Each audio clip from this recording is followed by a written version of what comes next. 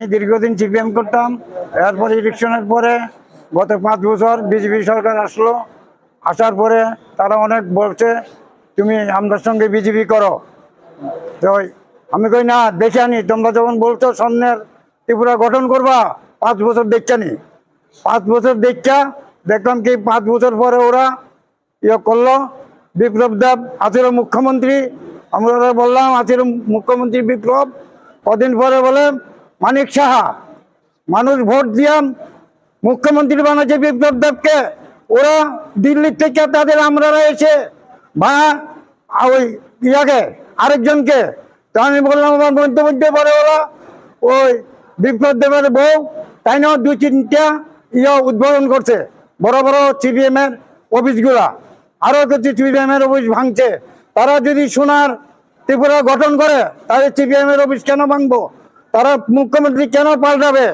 এই মানিক এই অখণ্ড ডাক্তার মানিক শাহ মুখ্যমন্ত্রী হয়েছে, তাই না? মুখ্যমন্ত্রী নয়, মানুষের ভোটে হয় নাই। তাই না? দিল্লিতে মন্ত্রীরা আসে মুখ্যমন্ত্রী বানাইছে, এরপরে ইলেকশন দিয়া তাই মুখ্যমন্ত্রী হয়েছে। এর জন্য আমি বলছি আমি মানবো না বিজেপিকে। আমি 1 নম্বর কেন্দ্রে তীব্রমতা আমাদের আনারস আমি আগ্রহী করছি।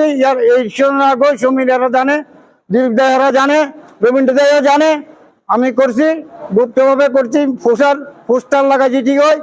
এখন আমি প্রকাশ্য তীব্রমতাকে আমি মানবো। তারা কাজ করবো, জনসাধারণ উপকার করবো।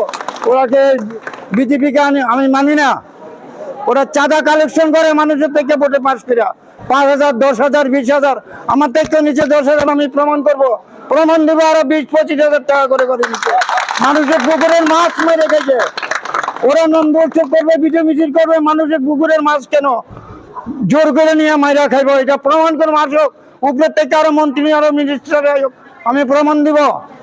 আমার বাড়ি ইশানপুর কালীবাড়ি। আপনার নাম? আমার নাম সমনীন্দ্র দেবনাথ। ওই জন্য আমি দল ছেড়ে দিচ্ছি, সিপিএমও ছাড়ছি, বিজেপিও ছাড়ছি। আমি তীব্রমতা 1 নম্বর কেন্দ্রে আমি বহু আগের বন্ধু দল লোক আছিলাম, এখন বিশ্ব দল লোকে থাকবো।